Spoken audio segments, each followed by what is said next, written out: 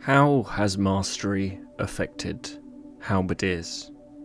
I set out on a quest to fully mastery my little blue Halberdiers, and what we found was golden. It was promising. It was competitive.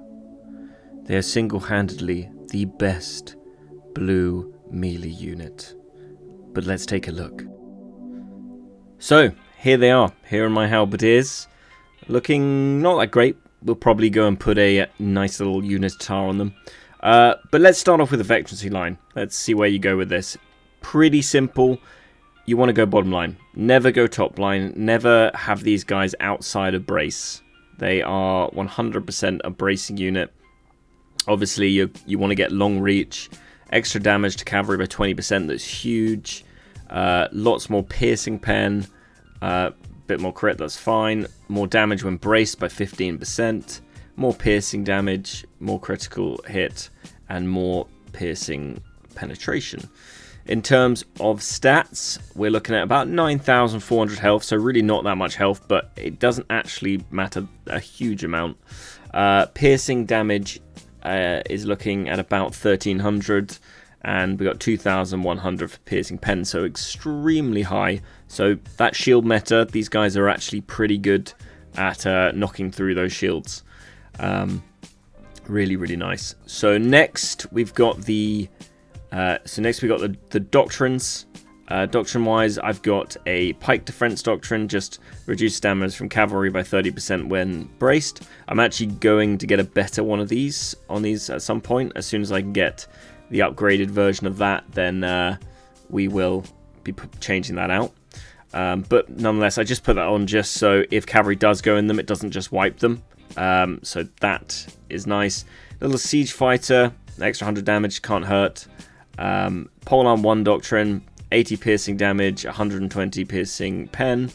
Now this is a must-have. If you have this unit and you want to know how it does so well, this is why it does so well. You have to have this. It's very, very important. That is a bracing stun doctrine. Polearm 2 doctrine, but it's, yeah, when braced, it stuns enemies. And then for the last one, we just got a breakthrough doctrine. Again, as soon as I get myself a better one of these, I will be popping in these guys, because now I've committed to mastery, I might as well commit to putting some decent doctrines in. And now, onto the mastery. Health, an extra 390 health. I mean, it's nice. That's absolutely fine. 50 piercing defense, 50 slashing defense. Then we've got increases damage to cavalry by 400 points. That's really nice. Reduces damage taken from cavalry by 300 points. Really, really nice. Coordinate, this one here. Every 5 times stand firm deals damage, its next round of damage will increase by 30%. That's huge. Each soldier counted individually. So yeah, that is basically per soldier an extra 30% for each one, not as a collective group, but still really, really nice. And then this last one, when Sanfern deals damage, health is restored by 500 points. So basically what I'm saying is every time you do 5 hits, then it will trigger 500 health, and that'll be 500 health for the stack, I believe. So that's pretty huge.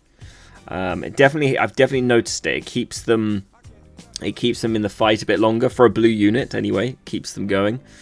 So that's kind of the reason why I did this. I put all the master into this, and also because when we go into new seasons, we use the blue units, and Halberdiers tend to be the best.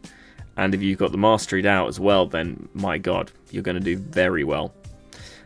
So now we will get into a few games that I've had with them, a few clips. The games are going to be, some of them are a bit longer than others, and I've got it. It's kind of like, because they're solid long games, I've fast forwarded through bits of it so you can see it's just one game. And then we've probably got, I think, 3 different games. But nonetheless, they do pretty well. So yeah, we'll commentate through that.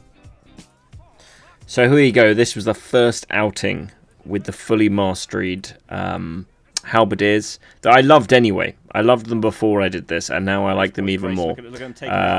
Purely because they can take down Imperial Spearguard. I mean, not easily, but, you know, very well for a blue tier unit. They do some really, really incredible damage. And especially to heroes. Heroes always run up to them thinking they can do something. And nope, it's not the case. But we take that hero out, and now we're probably going to move on to the next thing. In the same siege, though, this is them now pushing for supply. Got a few Yola Cav in here, so I'm just praying my guys are going to brace quickly. And this game is recording on stream, that's why you can kind of hear me in the background.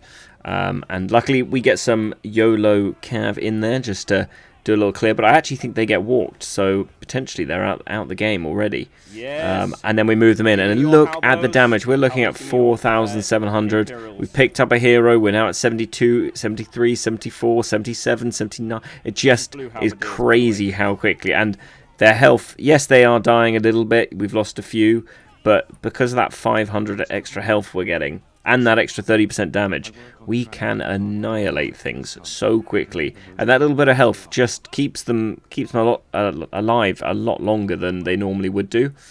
Same game, of course, again. We got some Imperial Jabs here. Again, another one with a nice mastery. We made a video on that earlier on, like maybe 2 weeks ago. Loving that. We come in here, melt those two down, just plonk them right on top. Grab these guys, somehow luckily avoid that Treb. It's just fate. Yeah, we end up clearing those little ones up. Not a big deal there. We're going to start pushing out and seeing what we can find outside. It's sort of one of those games now where we're forcing them out the castle. They're not going to win. They haven't been able to get on sea. They're running out of units. So we are now we're just holding the entrance here. Cav runs in onto another 5-6 kills.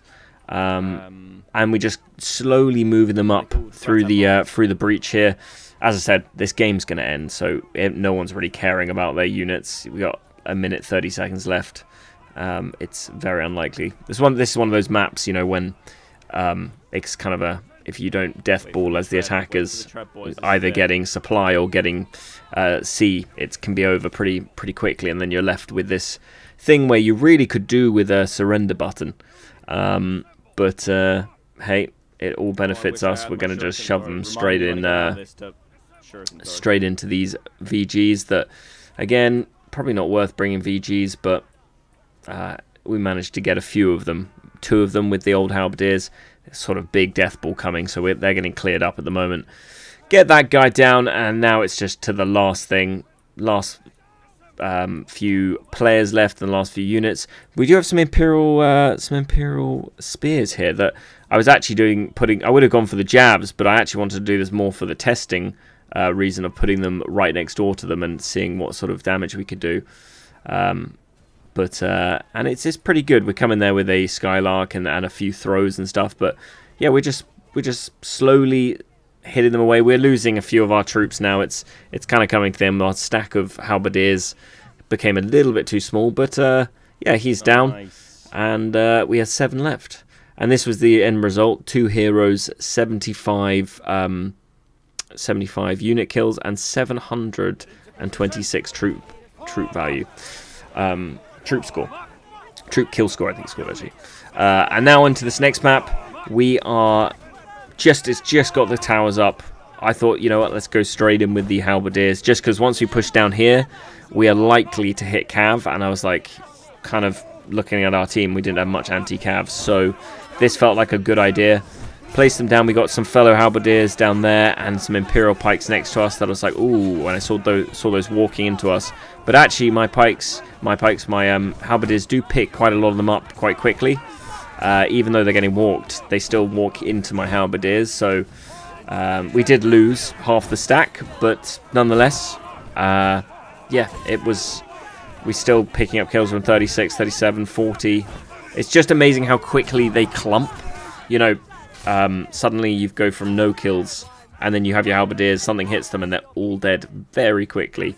But one bit of advice with Halberdiers is make sure you're sort of staying in a relatively nice tight stack. At least have one person there with units is always a good rule of thumb.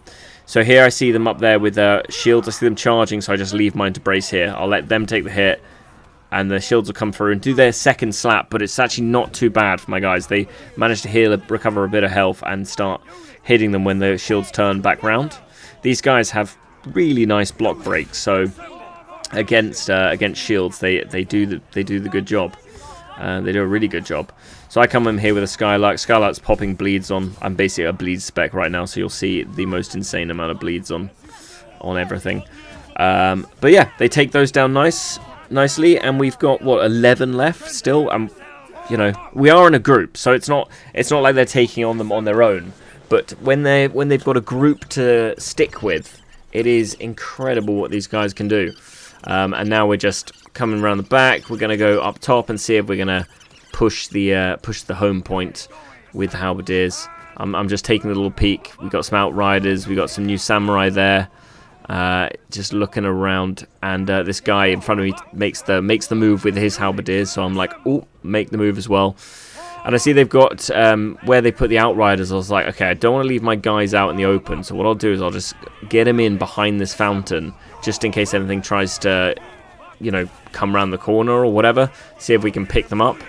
But then I see the walking pikes, and I'm like, okay, let's see if we can pick up some of those. So we move them to the other side and try to stretch our Halberdiers to get them, but I'm a little bit far away. And the Onimusha over here start running into them, but we pick up a few, and we got the shields running in. I'm trying to keep them away, but unfortunately I think that is going to spell the end for our Halberdiers. That's just a lot of shields running in one direction. Now, this part I wanted to show you what not to do. You see I make the mistake of putting my unit inside of their unit. Well, they come in too far, and you always want to have Halberdiers on the just edge of combat. Never do that and plonk them right into there, because I still killed a lot. We did really well, but that was because we had fellow teammates there. So yeah, just always put them on the outside of combat. And now here we got YOLO Cav come around the corner. I'm just hoping these will brace up for me. And we do actually pick up a few of them. We pick up maybe, I don't know, 5, 6 YOLO Cav. There's always a trade-off, and we didn't lose any Halberdiers for it. So he just came around the corner at the wrong time. That was always nice. I just wanted to show that little bit of anti-caving capability. And that's what I love about these. They're 175 leadership, and you feel safe in a lot of situations. Cav comes along, as long as you brace them, you'll kill most of the cav or all of it for a trade-off. Again, Monastic Knights, there's no anti-cav here, so I plonk them in, and all of those just suddenly melt down. That's really nice. And then I see these Jav Sergeants over here. I'm like, oh, let's capitalize on how slow everything is here. Shenjis as well. They're getting panicked. Now, this is the one situation where you can plonk them in the middle, and then suddenly, boom, all dead. Turn them round. Or not all dead, but half the stack. Turn them round, bring them back. We haven't lost. We didn't really lose any there for that. Now, obviously, speed through this bit, and we got them getting healed up, and we're going to wait for the push on B here. Bringing them back.